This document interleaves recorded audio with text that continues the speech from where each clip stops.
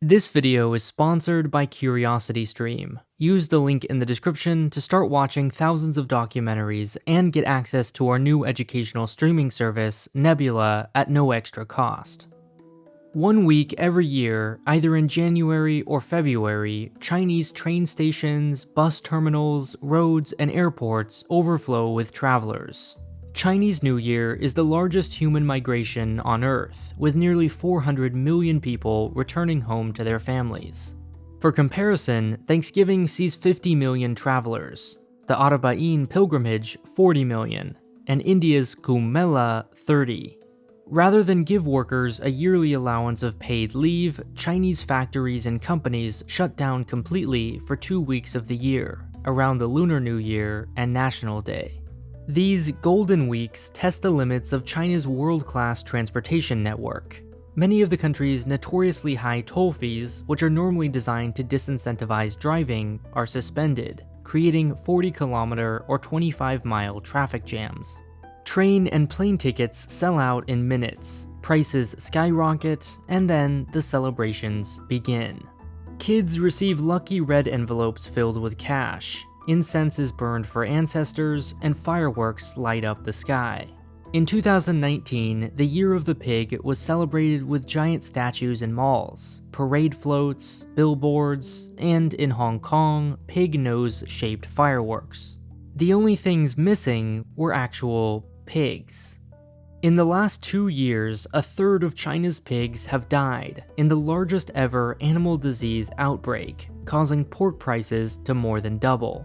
Now, losing such a large source of food would be disastrous anywhere, but for the largest pork-consuming country on the planet, under an administration whose power hinges on its ability to raise the standard of living, during a trade war with the country who supplies its pig feed, is a crisis some consider more dangerous for Beijing than the Taiwanese presidential elections, the ban on Huawei, or even the Hong Kong protests. Pigs are the ideal farm animals. They don't require much space, they bear about 12 piglets twice a year, and they eat just about anything. Because of this, they've long been an important part of the Chinese diet, but not for the reason you might expect. Mao Zedong called pigs fertilizer factories on 4 legs, ordering they be fed leftover household scraps to produce high-nutrient manure, which would, in turn, produce higher grain yields. So, while nearly every family owned pigs, eating pork was a rare luxury, reserved for holidays like the New Year. Today, pork is still seen as a luxury, but one that everyone now expects. About half of the world's pork is consumed in China, and that's not just because of its large population. Adjusted per capita, China, Hong Kong, and Macau eat the 4th most pork in the world.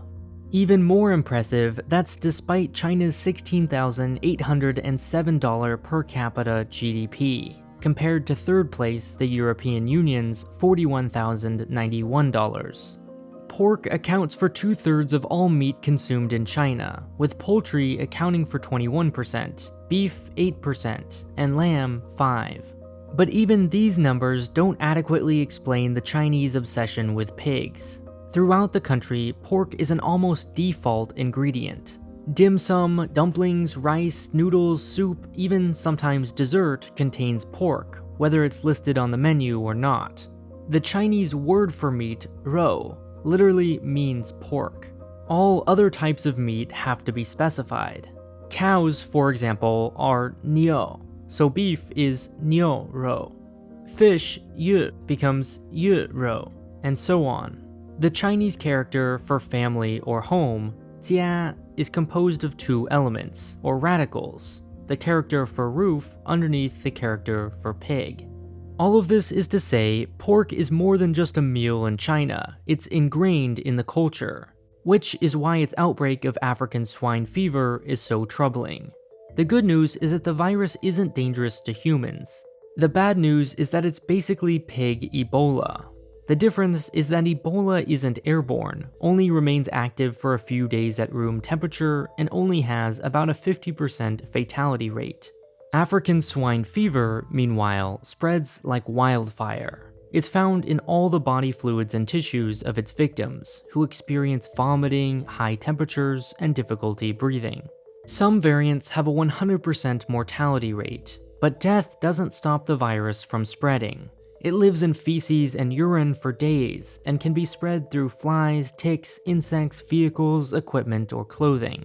And because there's no vaccination, the only solution is to kill and bury all infected animals.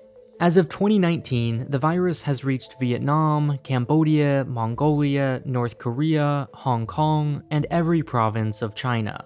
Official Chinese government sources estimate $140 billion in direct losses, and the death of a quarter of the world's pigs.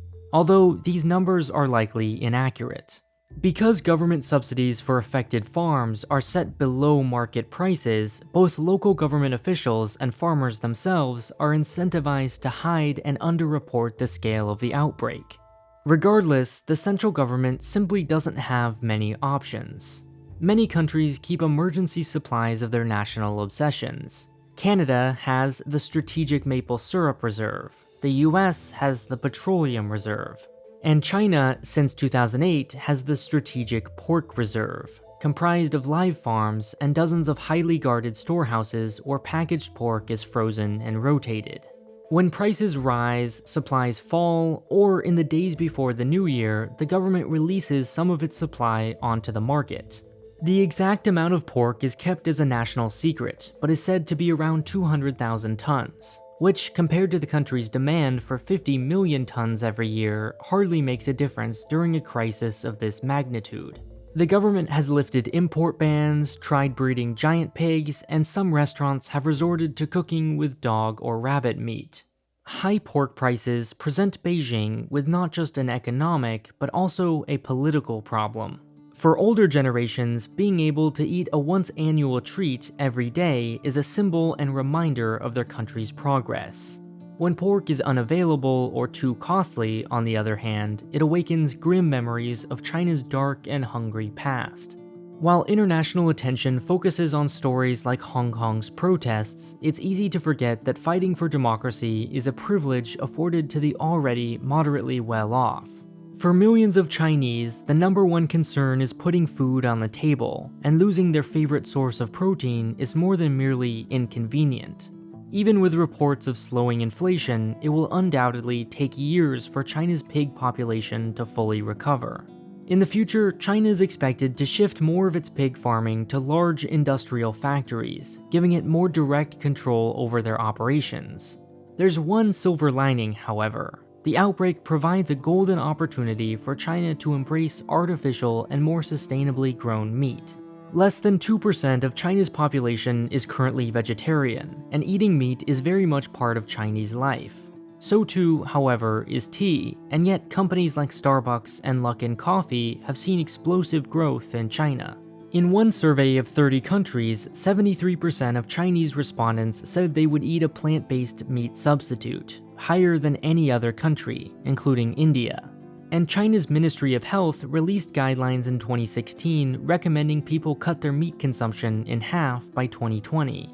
No one expects China to suddenly become the leader in artificially grown meat. But 20 years ago, neither did anyone expect it to become the electric vehicle capital of the world, or lay more high-speed rail than the rest of the world combined, or use almost exclusively mobile payments. And yet, here we are. China's authoritarian model has led to miraculously rapid technological progress. The pig could be next. There's another story about China I'm excited to tell but not quite ready to release. I've been working on and traveling for an exclusive extra-long video coming soon to Nebula, an educational streaming service by some of your favorite YouTubers, including Kurtz Kazat, CGP Grey, Kento Bento, Wendover Productions, Half as Interesting, Tech Alter, and Real Life Lore. We've worked out a special deal with CuriosityStream, so when you sign up with my link in the description, you not only get their catalog of thousands of documentaries, including this series on China, but also access to Nebula, so you can watch many of our videos ad-free, along with exclusives. The annual subscription was an already affordable $20 a year, but now with Nebula, it's an exceptionally good deal. And if you're quick, it's just $12 for the holidays. When you sign up with my link, you'll get a welcome email with access to Nebula. Thanks to CuriosityStream and to you for watching this video.